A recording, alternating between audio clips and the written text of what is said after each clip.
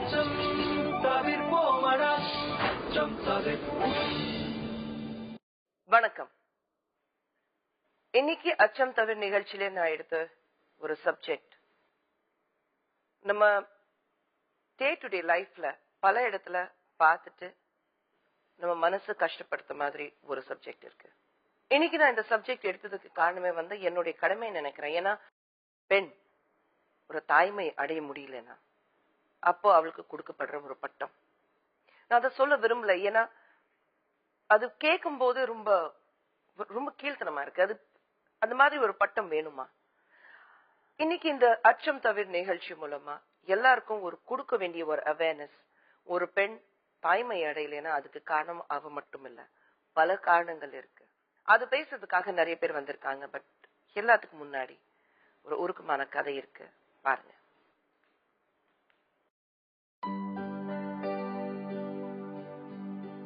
ரேகாவும் விஷ்ணுவும் ஒருவரை ஒருவர் காதலித்தார்கள். இருவரும் தங்கள் எதிர்காலத்தை பற்றிய கனவுகளை பகிர்ந்து கொண்டார்கள். அதே நேரத்தில் இருவருக்கும் தங்கள் வீட்டில் தங்கள் திருமணத்தை நடத்துவார்களா என்ற அச்சமும் சந்தேகமும் எழுந்தது. இதை பற்றி இருவரும் விவாதித்து ஒரு முடிவுக்கு வந்தார்கள். விஷ்ணு தனது காதலை தன் அம்மாவிடம் தயங்கி கூறி தனக்கும் ரேகாவுக்கும் மனமுடித்து வைக்கும்படி வேண்டினான். விஷ்ணுவின் அம்மா விஷ்ணுவின் அப்பாவிடம் தனது மகனது காதலை பற்றி கூறினார். விஷ்ணுவின் அப்பா விஷ்ணுவிடம் அவனது காதலி ரேகாவை பற்றி விசாரித்தார். விஷ்ணு ரேகாவை பற்றி உயர்வாக கூறினான். விஷ்ணுவின் அப்பா அவனிடம் காதல் திருமணம் செய்தால் அவனது தங்கையின் திருமணம் பாதிக்கப்படும் என்று கூறினார். விஷ்ணுவின் தந்தை தனது ஜாதி அந்தஸ்து கௌரவத்தை சுட்டிக்காட்டி ரேகா அவனுக்கு எந்த வகையிலும் பொருத்தமானவள் அல்ல என்று கூறினார். விஷ்ணு தன் பெற்றோர்களிடம் ரேகாவை தான் மணமுடிப்பேன் என்று உறுதியாக கூறிவிட்டான். பெற்றோர்கள் அதிர்ச்சி அடைந்து அவனை திட்டி எச்சரித்தார்கள்.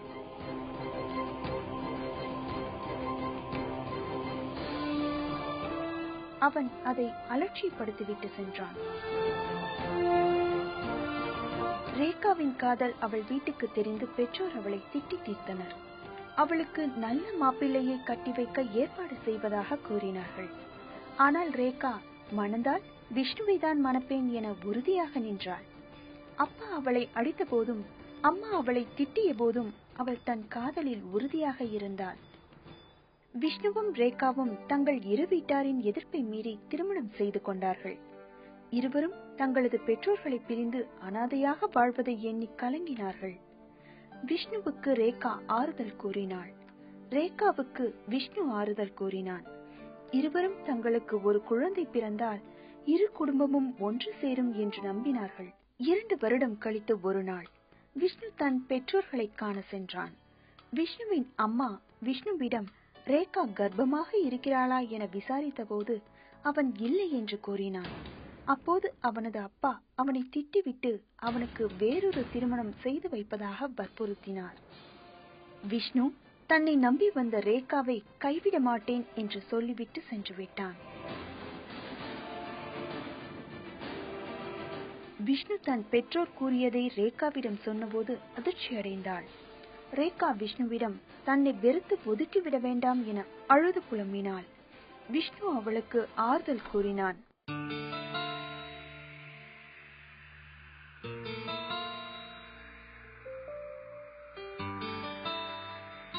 விஷ்ணுவும் ரேகாவும் குழந்தை வரம் வேண்டி கடவுளை மனமுருக பிரார்த்தனை செய்தார்கள்.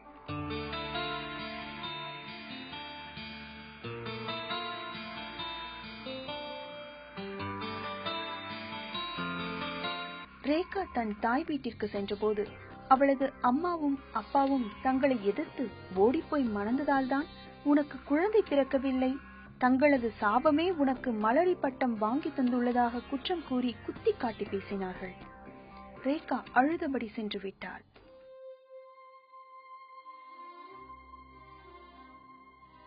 விஷ்ணு பெயிண்டராக வேலை பார்த்த இடத்தில் அவனது நண்பர்கள் தங்களுக்கு மனமாகி அடுத்த வருடத்தில் குழந்தை பெற்றதாக கூறி அவரை ஆண்மையற்றவன் என கேலி செய்தனர்.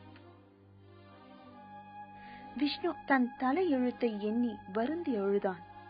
10 வருடங்களாகிவிட்டன. ரேகாவை ஊரார் கேலி பேசினார்கள். ரேகா மலடி பட்டத்தை சுமந்து கொண்டு வீட்டுக்குள் கூண்டு கிளியாக அடைந்து வாழ்கிறாள். இன்னைக்கு நம்ம நிகழ்ச்சிக்காக ரேகா விஷ்ணு தம்பதி இங்க வந்திருக்கிறாங்க. அவங்களை கூப்பிட்டு பேசுவோம்.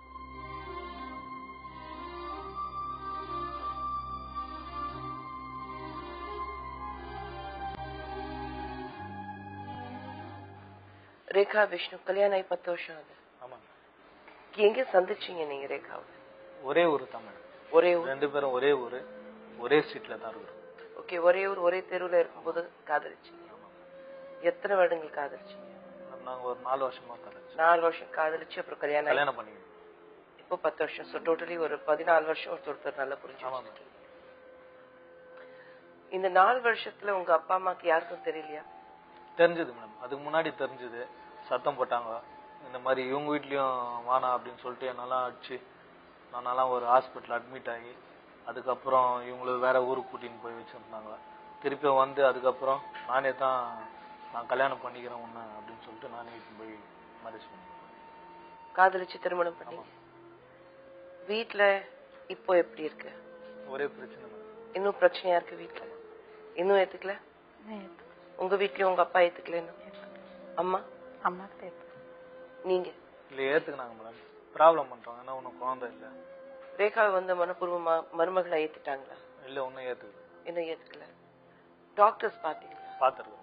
என்ன சொல்லிருக்காங்க? வேலூர்லயே பாத்துருக்கோம் மேடம். என்ன சொல்லிருக்காங்க? எனக்கும் ட்ரீட்மெண்ட் பார்த்தாங்க. அதாவது எனக்கு ப்ராப்ளம் இல்லை அப்படின்னு சொல்லியாச்சு. டாக்டரே சொல்லிட்டாங்க இவங்களுக்கு தான் ப்ராப்ளம் அப்படின்னு சொல்லி இருந்தாங்க. பார்த்துன்னு இருக்கோம்.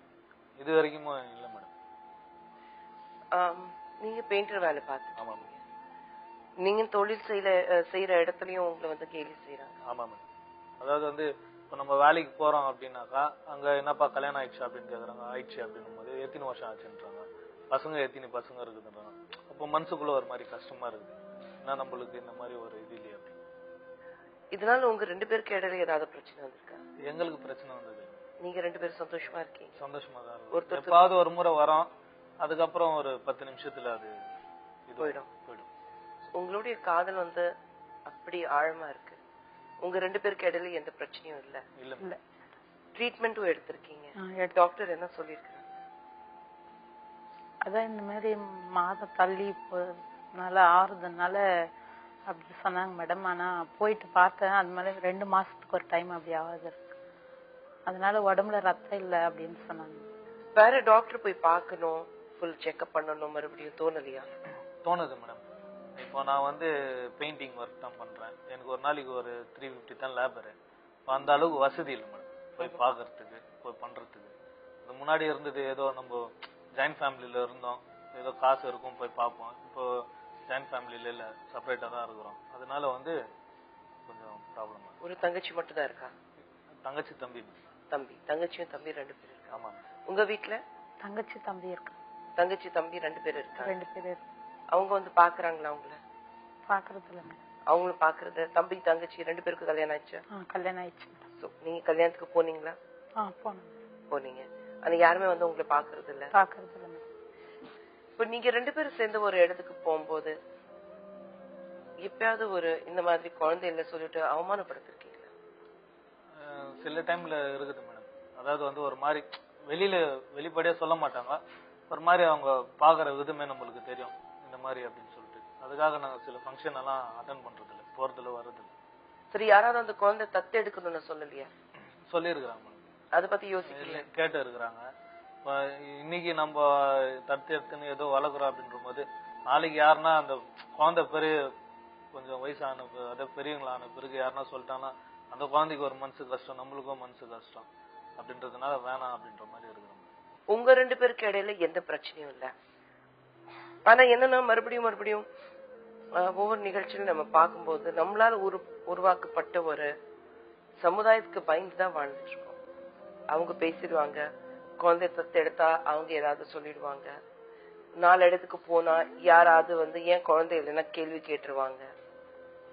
அந்த மாதிரி நீங்களே வந்து ஒரு பயத்தை உருவாக்கி நீங்களே அதுக்குள்ள ஒரு தனி உலகத்திலே வாழ்ந்திருக்கீங்க. அப்படி தோணலையா?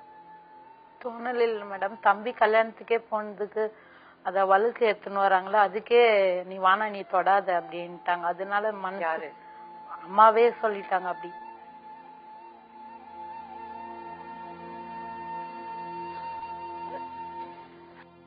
படிப்பு அறிவு இல்லாதவங்க இருக்கும்போது குழந்தை இல்லாத இருக்கிறதுக்கு 1008 காரணங்கள் இருக்கலாம்.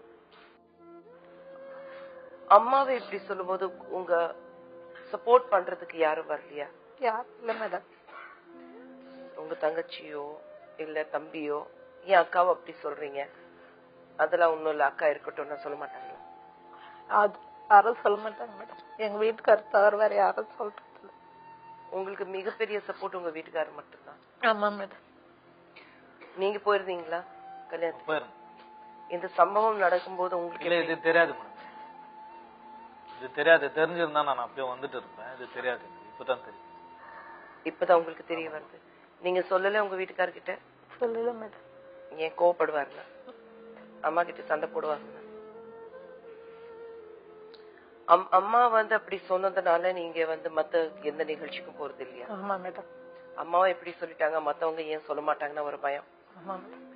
ஆனா இந்த மாதிரி ஒரு பொய்யான சம்பிரதாயத்துக்குள்ள வாழ்றதை விட நம்ம வெளிய உலகத்துக்கு வந்து வாழணும், நிம்மதியா வாழணும், சந்தோஷமாக வாழணும்னு தோணலையா? கண்டிப்பா தோணுது மேடம். அந்த மாதிரி எல்லாம் இருக்கலாம்னு தான் இருக்குது. இந்த மாதிரி சொல்றதுனால நம்மளுக்கு வெளியே போறதுக்கே ஒரு மாதிரி சொல்லுவாங்க. ஒரு பெண் வந்து தாய்மை அடைஞ்சாதான் முழுமை அடையறான்னு சொல்லுவாங்க. ஆனா சில பெண்களுக்கு வந்து தாய்மைக்கான ஒரு பாக்கியம் கிடைக்கிறது இல்ல. அதனால ஒரு பெண் வந்து ஒரு முழு பெண் கிடையாதுன்னு சொல்லவும் முடியாது. ஒரு நல்ல மகளா இருந்திருக்கீங்க, நல்ல அக்காவா இருந்திருக்கீங்க, உங்க கணவருக்கு நல்ல மனைவியா இருக்கீங்க. ஒரு மனைவிங்கிறது முறையில எல்லாம் என்னென்ன செய்யணும் கணவருக்கு அதெல்லாம் செஞ்சிட்டு இருக்கீங்க. உங்க வீடு நல்லபடியா வச்சிட்டு இருக்கீங்க. அப்புறம் எந்த விதத்துல நீங்க குறைஞ்சவங்க? அப்பா அம்மா தாண்டி அப்பா அம்மா எதிர்த்து வெளியே வந்துட்டோம். ஒருவேளை நீங்க வந்து உங்க அப்பா அம்மா பேச்சு கேட்டு 2வது கல்யாணம் பண்ணிடுவீங்க, அப்படி ஒரு பயம் இருக்கா? இருக்குது மேடம். உங்களுக்கு இருக்கு. உங்க மனசுல என்ன இருக்கு? அந்த மாதிரி விட மாட்டேன். அந்த மாதிரி இல்ல, வாழ்ந்து அவ கூட தான் வாழ போறேன். 14 வருஷம் 10 வருஷம் வாழ்ந்துட்டோம். ஒரு 4 வருஷம் லவ் பண்ணோம். இதுக்கப்புறம் வேற ஒரு பொண்ணு தேவை மேடம். ரொம்ப பாசமா இருக்கீங்க மனைவி மேல. ஆமா. ரேகா மேலதான் தப்பு இருக்கு டாக்டர் சொல்லும் போது மனசுல எங்கேயாவது ஒரு சின்ன வேதனை இருந்ததா? அப்படி இல்ல மேடம். அதாவது வந்து இப்போ எல்லாருக்குமே வந்து ஏதாவது ஒரு குறை வச்சிருப்பாரு கடவுள். அந்த மாதிரி நம்மளுக்கு ஒரு குறை, அது வந்து தீர்த்துக்கலாம். அந்த நம்பிக்கை இருக்கு? இருக்குது. 10 வருஷம் தானே ஆகுது கல்யாணம். ஆமா மேடம். சோ இந்த பிரச்சனைக்கு ஒரு தீர்வு கண்டிப்பாக கிடைக்கணும் ஒரு நம்பிக்கை இருக்கு. ஆமா மேடம்.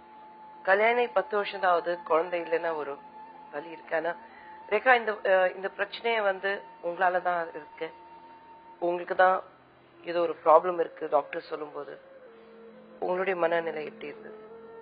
கஷ்டமா இருந்தது. ரொம்ப கஷ்டமா இருந்ததா? ரொம்ப அழுதீங்களா?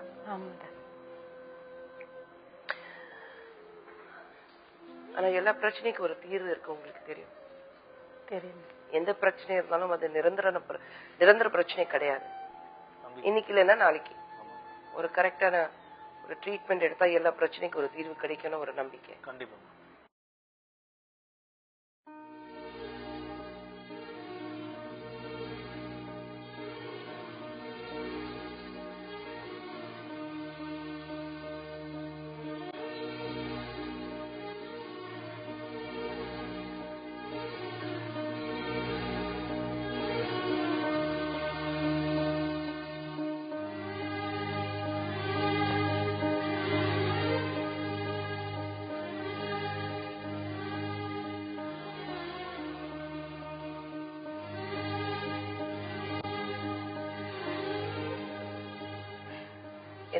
இந்த நிகழ்ச்சி கடைசியில நிறைய டாக்டர்ஸ் வருவாங்க.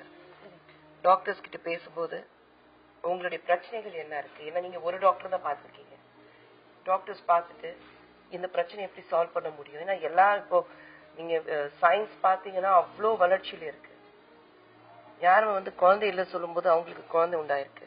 இது ஒரு குற்றமே கிடையாது. குழந்தை இல்லைன்னா ஒரு பெண்ணுக்கு வந்து பெரிய ப்ராப்ளமே கிடையாது. ஐம் ஷுவர் நீங்க வந்து கூடிய சீக்கிரம் எங்க கிட்ட வந்து மறுபடியும் இந்த நிகழ்ச்சியில வந்து எங்களுக்கு குழந்தை இருக்குன்னு நீங்க சொல்ல போறீங்க. கண்டிப்பா.